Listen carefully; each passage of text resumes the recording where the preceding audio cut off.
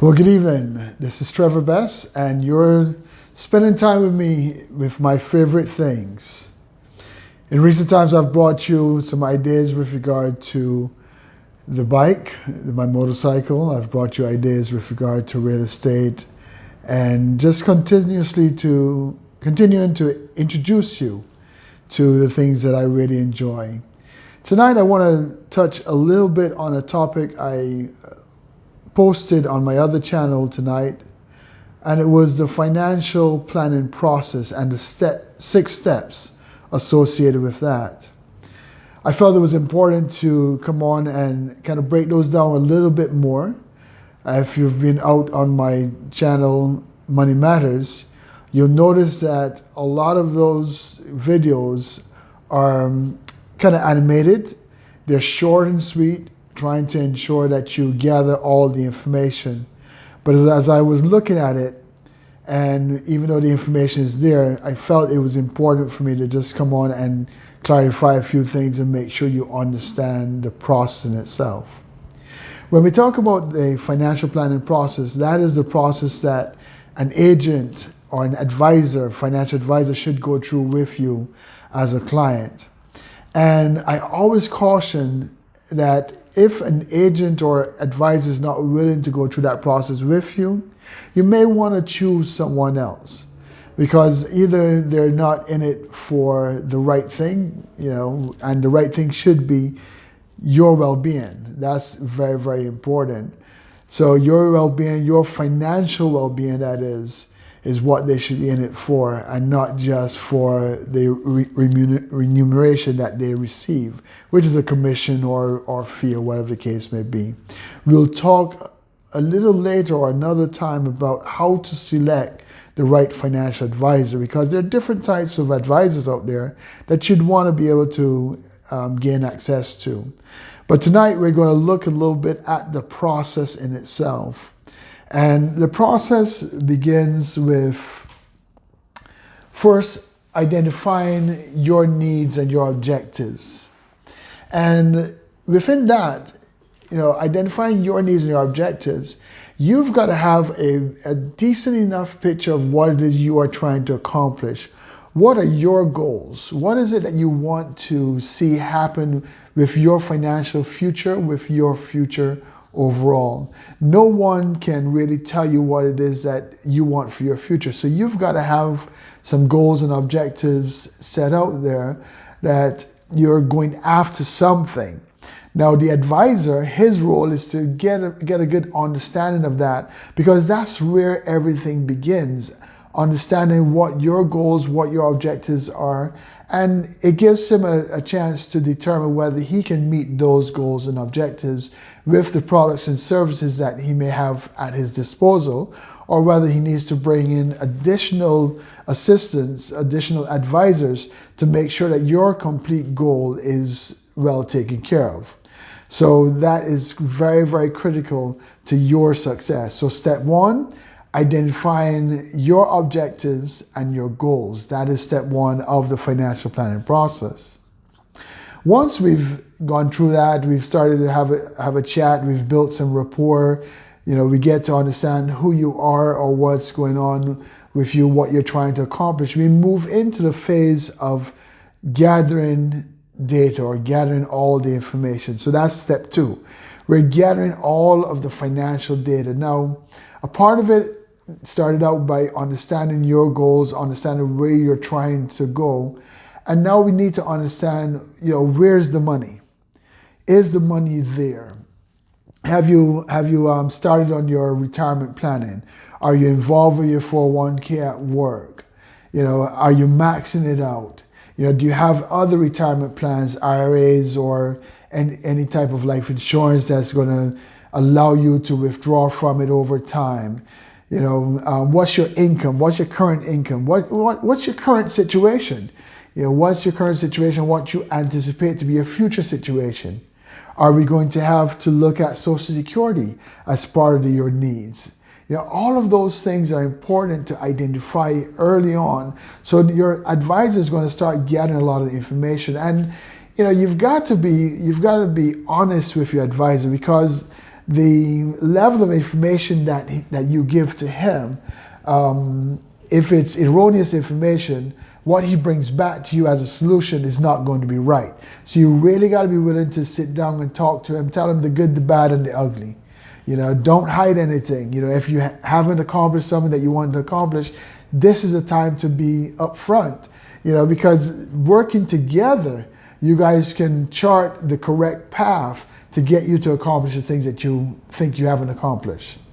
And in so doing, you're giving him all the information necessary so that he can do his job correctly. Now, step 3 is when the advisor, he goes away from you now. He's gathered all the information, and he goes away now to his office, and he begins to do his analysis. He's going to look at your goals, identify a lot of the conversation that you would have had with you, whether the grandkids are important, whether kids are important, whether you want to travel the world, you have a wealth of money set aside to travel the world, or you don't have any money to travel the world, but you want to do it. It's your goal anyhow, so you want to accomplish it. He's going to analyze those things, and he's going to analyze the income. Where's the income coming from? What life insurance do you have in place already, or do you need more? Do you have enough? So he's going to start to analyze all of those things. Are you invested in the stock market? How has the stock market treated you? What's your risk tolerance? He'll identify, if you had some money and you put it into the market and you lost it right away, how would you feel about it? You see it growing, then suddenly you lost it. How would you feel? All those things he's assessing. Now he's taking that and analyzing that data and trying to come up with some solutions. This is a time when he'll maybe talk to other advisors, other financial advisors, maybe some tax accountants, some attorneys. You may have some estate planning needs, whatever it is. But he begins now to build his team. He builds the team that he can come back to you with some answers. And that's the whole objective. He wants to get enough information so that he can analyze the information and in turn develop a plan that suits your needs, because it's your plan. Ultimately, it is really your plan. So it's what you're trying to accomplish, but you're working with a qualified advisor to get you, or to chart a direction in which you need to go. So that is his role of in essence, analyzing the data and creating some semblance of a plan that he thinks will get you to accomplish the goals that you have set out. Step 4 is the plan presentation. So now he sets a time to come back to you and to sit down with you and begin to tell you what he has found. Based on the information that you give me, and you mentioned you wanted to go to Bora Bora by 2021, and by 2021, December 2021, you'll need $6,000 to get there, but you haven't started your savings as yet. So in this now, he's coming back to say, well, here are the things you told me. Here are the things that, based off of what you told me, here's what I am seeing. Here's where your deficits are. Here's where you're doing well. And from that basis now, here comes my recommendations. If based on what you're trying to accomplish, here's what I'm recommending that you implement so that we can get you to accomplish your goals. Now, the implementation of these plans could be structured. So it could be things that you need to do now, some things you need to do within 6 months, or some things you need to do within a year. So it could be a structured plan, but nonetheless, he is presenting the plan to you in step number 4 and making certain recommendations. Now, step number 5 is the implementation of those recommendations. And on my other channel, which is Money Matters, I mentioned that this is potentially the single most important component of your plan. and that's the implementation of the recommendations. Because an advisor can recommend all day long to you what he thinks you should do, but if you don't implement, then the plan goes nowhere. Your money goes nowhere. Your path goes nowhere. Or rather, it goes somewhere, but not necessarily the way that you want it to go. So the implementation is critical, that you implement the recommendations, and then you move into step number 6, which is to review the plans. Ultimately, you're going to review your progress and you're going to update, because this is life, things change. We recommend that in the initial stages, and as an advisor, I always recommend to my clients that in the initial stages, you and I will meet relatively frequently, because we want to make sure that everything is implemented appropriately. And in the instance where it's maybe a 4-month implementation, 6-month implementation, whatever the case may be, we want to make sure that we can implement accordingly, do all the necessary steps. Now, once we've got everything implemented and in position, now we move to that reviewing stage and that updating stage. So we want to set at least a minimum of an annual review. So we want to look at this plan every year to determine whether the plan is still doing the right thing for you.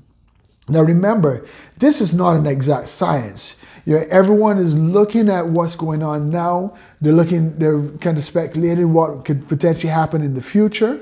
And we're trying to chart the right course to get you to the future that you've designed for yourself. So it's important to come back to the drawing board on a frequent basis to identify whether what you've put into place today is still relevant for you tomorrow. So you could have had some changes in your family structure. Maybe you've had a new kid added to the family. That could be a wonderful thing. Maybe you've decided to purchase a home, or you've sold your home, or you've incurred additional debt, or you've paid off that debt. So those changes are important for you to communicate to your advisor so that he can make the necessary changes within the plan. Every time you have a life change doesn't necessarily mean there's going to be a specific change to the plan, but life changes are critical to your plan. So you've got to have that communication with your advisor. Now, like I mentioned earlier, we talked about the fact that you have to select your advisor and ways to select the right advisor. And I said we're going to do that in another video. But certainly you can understand that the relationship between you and your advisor is going to be relatively close, because he's going to have to understand all of your business, all of your financial business, the good, the bad, and the ugly. He's going to have to understand what it is that you've done well, and what is it that you've fallen short on, so that he can design the plan appropriately. So that relationship has to be strong. So the person that you select as your advisor, you've got to really trust them, because you're giving them all of your personal information. You have to have that kind of relationship with your advisor. So we've gone through the 6 steps of the financial planning process. Step 1 is identifying your needs and your objectives. Step 2 is gathering information. Step 3 is analyzing the data that he's gathered. So the advisor walks away and analyzes that data. Step 4 is coming back to you with specific recommendations and to identify to you what he's found with the plan. What are the areas that we need to work on. Step 5 is what we call the single most important piece of the step, which is to implement those recommendations. And then step 6, once everything is in position, we need to review and update the plan accordingly to ensure that there's not been any changes to your situation and that the plan still meets the objective. Okay? So those are the financial planning process and the 6 steps thereof. This is my favorite things. We talked a little bit about financial planning tonight. I hope that the information that I've shared with you is of value and you can go out there and use it right now. Okay? Find that advisor. If you're looking for one, you can look for us, Pristine Wealth Management. We're here in the Florida area. You can reach us at mypristinewealth@gmail.com. mypristinewealth@gmail.com. Pristine Wealth Management. I look forward to being able to assist you in your future planning. Be blessed.